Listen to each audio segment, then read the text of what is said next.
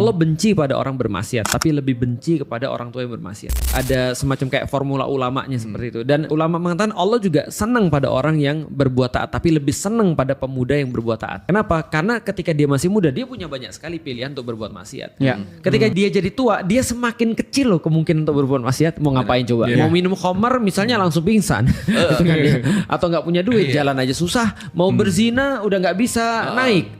Gitu kan ya. Kalau misalnya dosa orang tua toksik, Iya. itu ditanggung sama anaknya atau gimana? Enggak, seseorang tidak menanggung dosa orang lain. Di dalam Islam sudah jelas, sangat jelas sekali. Jadi nggak ada satupun yang bisa diwariskan. Tidak ada yang bisa diwariskan. Jadi gini, dosa itu ditanggung sendiri-sendiri. Tapi kita harus tahu bahwasanya ketika kita meninggalkan generasi yang lemah, itu termasuk dosa juga. Makanya aku sering bilang gini kan ya, contoh ya misalnya. Ketika seorang istri bermaksiat, maka suami kena dosanya. Kenapa? Bukan dosanya itu sebenarnya, tapi dosa karena dia nggak didik istrinya. Sebenarnya tetap dosa masing-masing.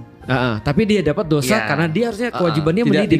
menasehati. Betul. Berarti kalau misalnya Mas Eki nggak sholat misalnya, orang tuanya kena kalau orang tuanya nggak ngajarin sholat.